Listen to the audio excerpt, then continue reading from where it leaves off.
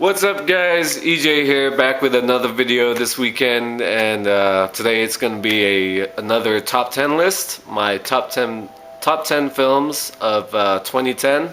So just from a couple of years ago. Let's get straight into it. Counting down as always, we have number 10, The Town, directed by Ben Affleck, and of course starring Ben Affleck, Rebecca Hall, Jeremy Renner. John Hamm, Blake Lively, and Pete Postlethwaite in, I believe, one of his last films before he passed away in the fall of 2010. Very sad, great actor. I believe Irish actor who's been in many great films. But this really good crime thriller by Affleck about a series of bank robberies in Charlestown, Boston. Very good. Affleck plays one of the robbers who sort of falls to one of his hostages, played by Rebecca Hall, and he tries to protect her from his partner, played by Renner, and a great performance by Jeremy Renner, and the feds. Just a really good film. Affleck really knows his city well, Boston, where he's from. Obviously, much like he did with Gone Baby Gone, he really captures the spirit of the city, and I'm really looking forward to Argo. The film he's directing and starring in, that's coming out later this year. If you've seen the trailers for it, you know what I'm talking about. Sort of mixes real world historical events, the embassy crisis in Iran in 1979, sort of mixed with Hollywood. Looks really good. So that's number 10, The Town. Okay, up next at number 9 we have Black Swan, directed by Darren Aronofsky. Great thriller with Natalie Portman in the performance of her career. Obviously, she won Best Actress for this film, and it was richly deserved. As a ballerina trying to cope with her dark side, as she takes on the role of the Swan Princess, the White Swan and the Black Swan in Tchaikovsky's Swan Lake. Just a great film, great performances. I especially loved Mila Kunis in this. I thought she stole the movie in parts. Vincent Cassel, great as well. Just very creepy in parts, sexy, and even funny at times. Just a great film. Much like Aronofsky's The Wrestler, it sort of deals with a profession, a subject that takes amazing dedication. You see what kind of work these ballerinas have to go through. It's really an interesting look into something we don't really see unless you're into that sort of thing. So that's number 9, Black Swan. Up next at number 8 we have The King's Speech. Of course, the big winner for 2010, won Best Picture along with the director Tom Hooper, and of course Colin Firth won Best Actor for his role as King Edward VI.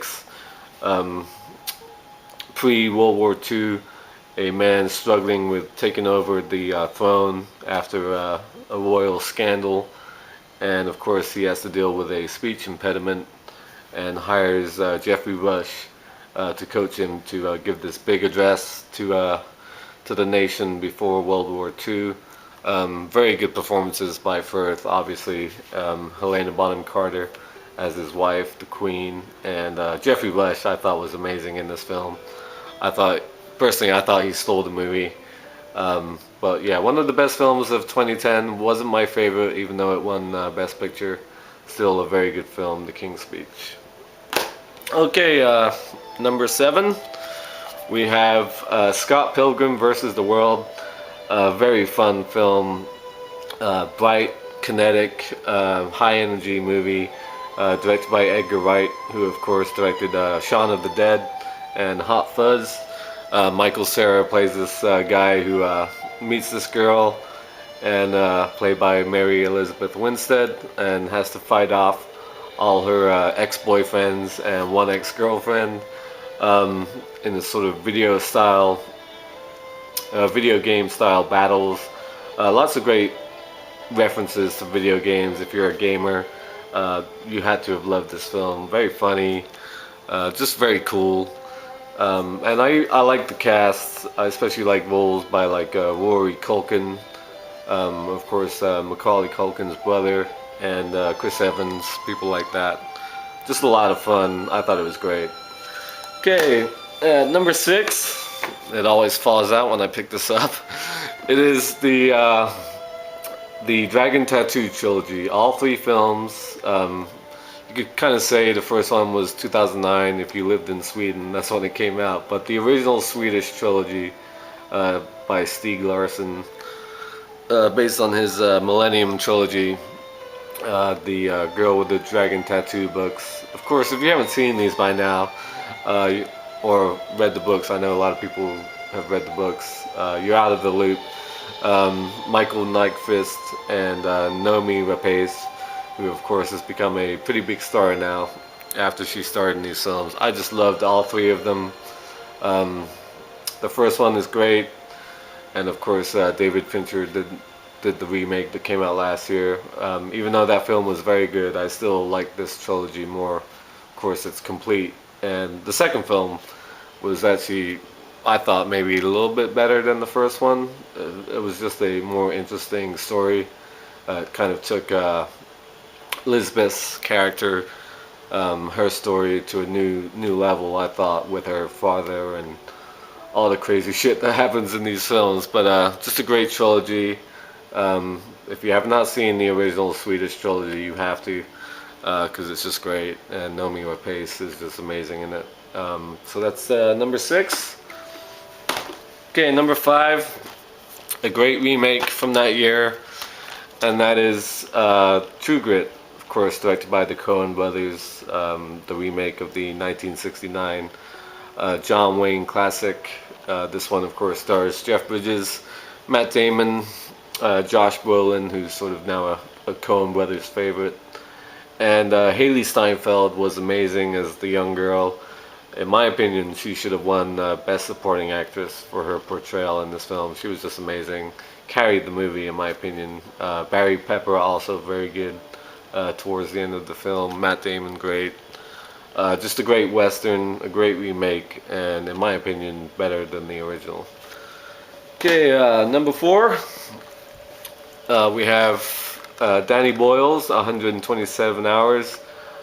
Great performance by James Franco in this film as an adventurer who goes missing in the Utah desert, gets stuck in a canyon by a big friggin' boulder, and has to survive for several days. And of course, well, you know what happens. He cuts his arm off to survive, drinks his own urine, that sort of thing. The only real problem I have with this film is the sort of flashbacks, the like party flashbacks to modern day life. But when the film's at its best, it's James Franco by himself talking to the camera, to his parents, telling them that he loves them, etc., and so on, and how he sort of screwed up over the years. It's an amazing performance by Franco. It's a great film, one of my favorites of 2010.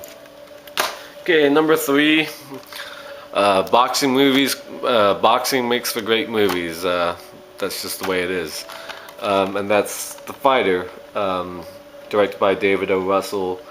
Again, set in Boston, of course. Mark Wahlberg, Christian Bale, Melissa Leo, all part of this crazy family. And Mark Wahlberg tries to sort of save his life by getting in the ring.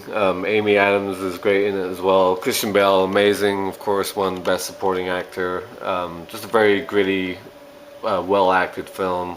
And like I said, boxing makes for great movies. Raging Bull, Rocky, Cinderella Man, you name it. Some of the best films of all time are boxing movies. So yeah, really good film. Okay, number two. Of course, you can probably tell by the music, and that is David Fincher's The Social Network. Everybody knows about this film. Great movie about the founding of Facebook by Mark Zuckerberg, played by Oh crap, I'm blanking on his name. Jesse Eisenberg, amazing in this film. I thought he was just great, and I think he probably should have won Best Actor for this performance.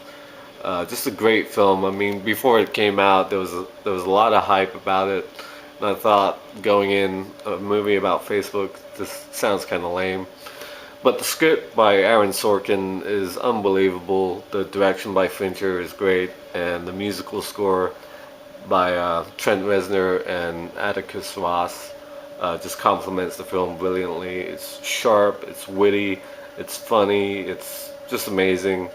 Along with Eisenberg, you have Andrew Garfield, of course, the new Spider-Man, and Justin Timberlake, a great performance as the founder of Napster. You have people like Armie Hammer, and God, I'm blanking on her name now. The girl who played Elizabeth in the new Girl with the Dragon Tattoo. Fuck, Rooney Mara. There it is. Also at the beginning scene with her and Eisenberg is just amazing. Just a great film. I just loved it. It'll be remembered 10, 20 years from now, that's for sure. Okay, number one goes without saying. The best film of the past 2 years of the early decade, and that is, of course, Christopher Nolan's Inception. Visually amazing sci-fi crime thriller starring Leo DiCaprio, who leads this crack team that includes Tom Hardy, Ellen Page, Joseph Gordon-Levitt, into people's dreams to sort of extract, I don't know, things, whatever. But in this film, of course, they do the opposite and try and implant an idea into a certain person. It's just amazing on so many levels, and that's sort of a double entendre, because this film has many levels, the different levels of dreams. Visually just stunning in so many ways. A great cast. Along with the people I mentioned, you have people like Ken Watanabe and Tom Berenger in a surprise role, Marion Cotillard. In my opinion, Christopher Nolan's best film to date. It's his masterpiece so far. I love The Dark Knight and Memento, and even films like The Prestige and Insomnia.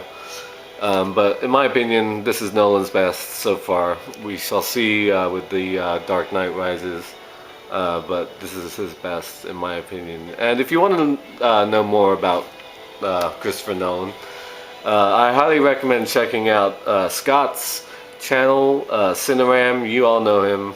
I'm going to put a link to the video he just did this past weekend. He actually did a review of Inception. He's been doing a director series of Christopher Nolan, and so I'll put a link to that video in the description so you can check it out and go subscribe to Scott's channel. Great guy, very knowledgeable, and just has a great presentation when he does videos. Simple and straightforward and to the point, and a very good guy. So that's it. Number one, Inception, the best film of 2010. And the best film of the decade so far.